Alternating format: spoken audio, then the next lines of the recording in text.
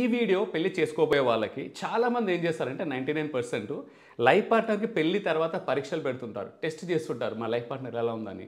అప్పుడు చేసి ఎలాంటి ఉపయోగం లేదు, గ్యాప్స్ పెంచుతాయి తప్ప తగ్గించవు. మీరు ఏదైనా పరీక్ష పెట్టాలనుకున్నా, టెస్ట్ చేయాలన్నా మీ లైఫ్ పార్ట్నర్ పెళ్లికి ముందే చేయాలి, తర్వాత కాదు. సో ఇప్పుడు నేను చెప్పబోయే ఒక 10 మాత్రం ఖచ్చితంగా టెస్ట్ చేయాల్సిందే, పరీక్షించాల్సిందే. అందులో మొట్టమొదటిది పేషెన్స్ని పరీక్షించడం. అంటే మీ కాబోయే లైఫ్ పార్ట్నర్కి ఓపిక ఎలా ఉంది, అంటే స్ట్రెస్ని ఎలా హ్యాండిల్ చేస్తున్నాడు, కోపం వచ్చినప్పుడు అతను ఎలా డీల్ చేస్తున్నాడు, తన పేషెన్స్ లెవెల్ ఎలా ఉన్నాయి, ఓపిక ఎలా ఉన్నది టెస్ట్ చేయడం చాలా ఇంపార్టెంట్. రెండోది వచ్చేసి లాయల్టీ. అంటే తన బౌండరీస్ని ఆపోజిట్ జెండర్ దగ్గర కావచ్చు, సిచ్యువేషన్స్లో తన హెల్తీ బౌండరీస్ని ఎలా అంటే రెస్పెక్ట్ చేస్తున్నాడు, లాయల్గా ఉంటాడా ఉండడా అనేది కూడా టెస్ట్ చేయాలి. మూడోది వచ్చేసి ఫినాన్సెస్. అంటే financial discipline and financial literacy ఉందా లేదా. ఇది లేకుంటే తర్వాత మీరు ఫినాన్షియల్ క్రైసిస్లోకి వెళ్తారు.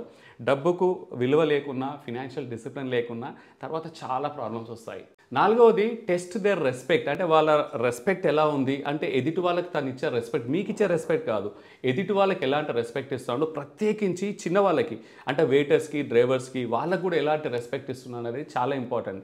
ఒక వ్యక్తి అందరికీ రెస్పెక్ట్ ఇస్తున్నాడు, చిన్న వాళ్ళకి ప్రత్యేకించి రెస్పెక్ట్ ఇస్తున్నాడు అంటే లైఫ్ పార్ట్నర్కి ఇంకా చాలా రెస్పెక్ట్ ఇస్తాడు. ఐదవది హానెస్టీని పరీక్షించండి. హానెస్టీ అంటే తను చెప్పే మాటలకి, చేసే పనులకి ఏదైనా పొంతన ఉందా, తను ఇచ్చిన మాటలను నిలబెట్టుకుంటున్నాడా లేదా, హానెస్టీని కూడా పరీక్షించాలి. ఆరవది వచ్చేసి ఫ్యామిలీ వాల్యూస్ని పరీక్షించడం. అంటే మీ కాబోయే లైఫ్ పార్ట్నర్ వాళ్ళ సిబ్లింగ్స్ కావచ్చు, వాళ్ళ తల్లిదండ్రులకు కావచ్చు, అంటే రిలేటివ్స్ కానీ అందరినీ వాళ్ళని ఎలా ట్రీట్ చేస్తున్నాడు, ఎలాంటి వాల్యూస్ ఇస్తున్నాడు, మీకు అంటే మీ పేరెంట్స్ని కూడా తనకు ఒపీనియన్ ఎలా ఉంది, వాళ్ళ టాపిక్ వచ్చినప్పుడు, ఎదుటి వాళ్ళ రిలేషన్షిప్ టాపిక్స్ వచ్చినప్పుడు తన భావాలు ఏంటి, తన బిలీఫ్స్ ఏంటి, వాల్యూస్ ఏంటిది గమనించాలి.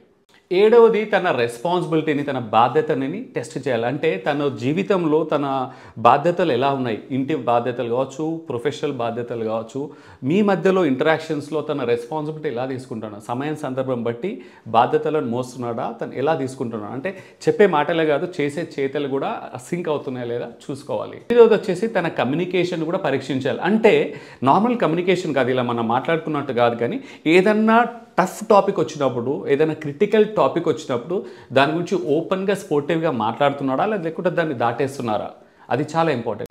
తొమ్మిదవది తన ప్రయారిటీస్ ఎలా ఉన్నాయో పరీక్షించాలి. ప్రయారిటీస్ అంటే లైఫ్లో కొన్ని చాలా ఇంపార్టెంట్ ప్రయారిటీస్ ఉంటాయి. ఫ్యామిలీ కావచ్చు, హెల్త్ కావచ్చు, కొన్ని కెరియర్, కొన్ని ఇంపార్టెంట్ ఉంటాయి.